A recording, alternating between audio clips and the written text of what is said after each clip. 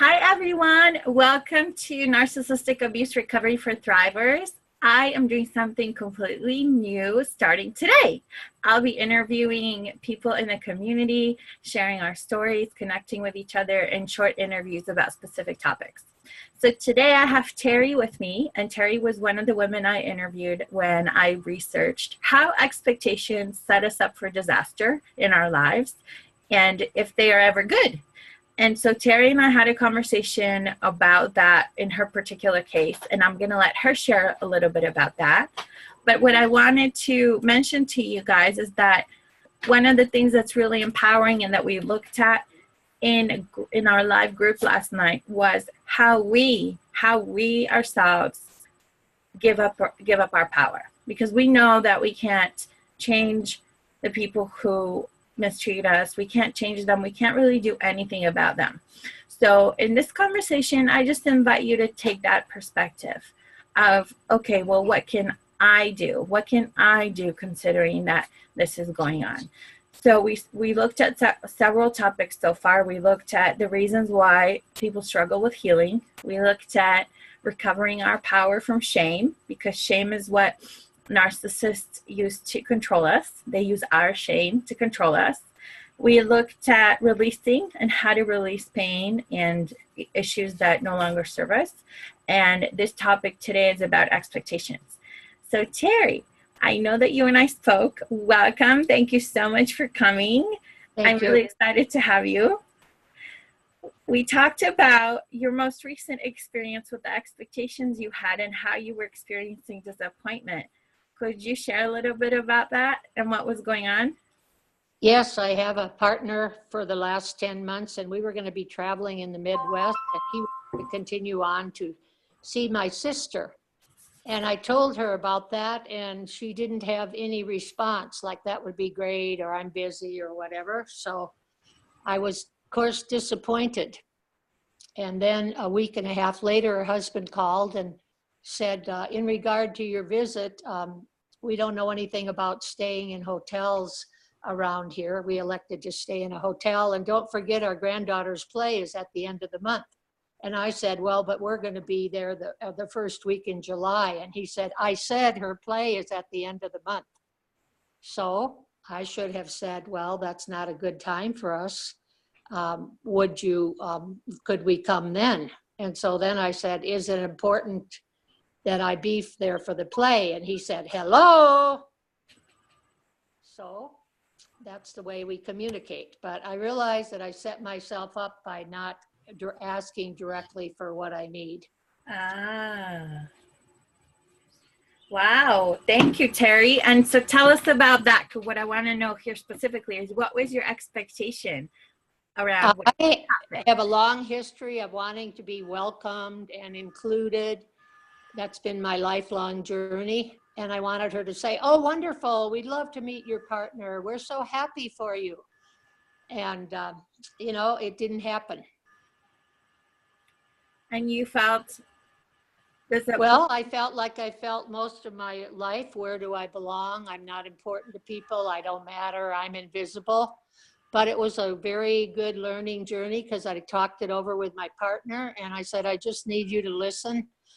She's just the messenger for me to do more healing, because I already know, because of my 30-year journey in recovery and every kind of counseling you can imagine, it's up to me to nurture myself and be the most important thing in my life, and not expect other people to please me. Because I learned in my 12-step program, you say expectations and you're looking down the road at a resentment. Yes, absolutely. Out of resentment. And I'm sorry, everyone, that's my little 4-year-old that's screaming for the dog. Thank you, Terry. Okay, so I love it. So we had expectations. The expectations come from what's been happening in our life, in our upbringing. Were you able to release those expectations? How did everything play out? Well, thanks to wise sponsorship in my 12-step program and a good spiritual path, I meditated about it, and I decided to go see my niece's play, because I want to do the right thing for her. And then I had a happy ending to the story because all three of them called me last week and said, this is your official invitation. We'd love to see you in Grant. This is what we'll do.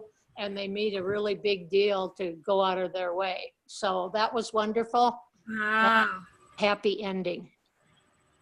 I love it. Thank you so much. And I just wanted to share a little bit about you, that you said to me that when we first spoke, you said, I'm 74 and I finally met a wonderful guy. I did. And that's opening up a whole new thing. And I realized that he's just my teacher in many areas because, you know, as it's evolving, it's been 10 months. We're out of the courtship stage and into what I call real life. As you know, that's why so many marriages or partnerships don't make it, and then people move on to the next one. And I'm also a recovering romance junkie, so I love the hearts and flowers and attention, and then it gets into real life. But I feel like we have really good communication. We had a very good discussion last night about an issue he's involved in with his daughter. And so it's going to be a good experience for me to have my own life while loving him. I've never had a successful interdependent relationship. I don't know how to be totally independent. I've been all over the world for 25 years. Thank you. I don't need you very much. That served me well. It doesn't serve me now because I want to be in community with people at a deeper level. I love it. I love it. Thank you so much. Thank you so much for your journey, for sharing your journey. And I wanted to just ask you, you had some really good things to tell me, like really helpful things to say in terms of like a little bit of advice when we last talked in general to share, just wisdom to share. And one of the things that you said to me that I really thought was powerful was you said a lot of people that aren't very together try to run your life with their expectations and give advice. Yes, and I used to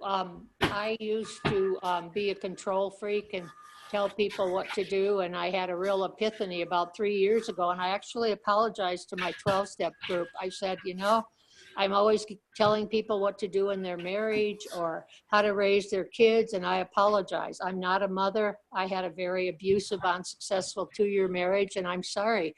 Women came up to me afterwards and said, I used to hate your guts. Because what I did, the minute I kicked my drug-addicted son out of the house because he was trying to kill me, he got better. But I still hated you. And I said, well, sometimes we don't know what we don't know, and I apologize. So now I keep my nose for the most part, unless I have a slip in my own potato patch. And it's been good because being a codependent, and the short definition of that is somebody else's life flashes before you when you die. It was all about, what does so-and-so need for me? How can I be of service for them? Because I had no self-esteem, because I would still to this day, although I rarely do it unless I have a slip, control somebody else's life than work on my own. And that is a really an interesting journey, like in partnership with Grant, because I see where he needs to go. It's not my job. So I have a mantra. Somebody tells me something, I say, oh really? Because people used to line up at my door for advice because I think I'm very good at giving advice, but I say, you know, I'm retired. And they say, no, but my girlfriend really said you helped her. I said, well, thank you for thinking of me. I'm honored. I'm 74. I'm in a new partnership. All I want to do is have fun. Well, but please, I'll pay you. No, thank you. Good luck to you. Because I can't live other people's lives anymore. And that was some of the incident with my new partner, because he's, in my observation, and by his own admission, in a very codependent relationship with his daughter.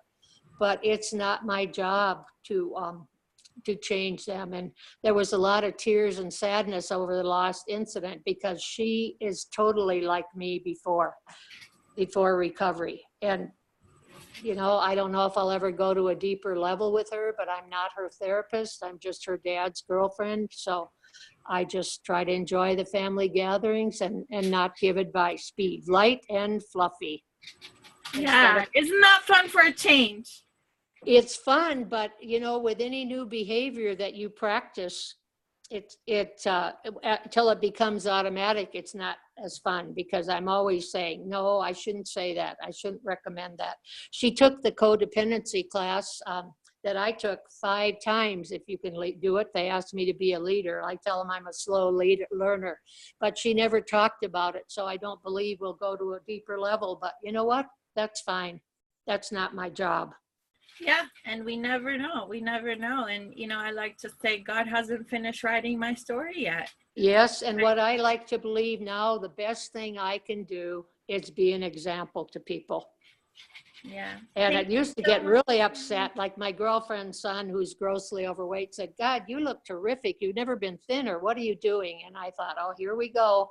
I said, same thing I've been doing for 30 years. She said, not that stupid 12-step program. I told you it didn't work.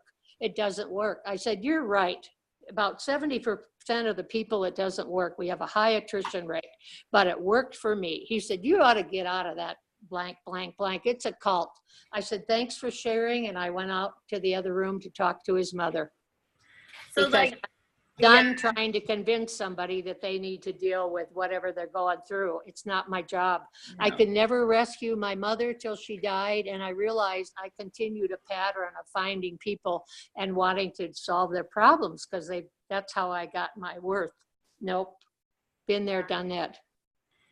Thank you, Terry, so much. So everybody, this is Amelia and Terry from Worthy of Love. I wanted Terry to just come on and share a little bit of her amazing wisdom. At 74, she says she's finally in a partnership with an amazing man and looking forward to where that goes. Terry, thank you so much for all your wisdom. Well, thank you. And thank you for interviewing me and your work. I cherish your blogs and it's deepening my wisdom about more healing in the abuse in narcissistic relationship I was involved with. So thank you for your work. God bless you. My pleasure and my honor. Thank you, Terry. Okay.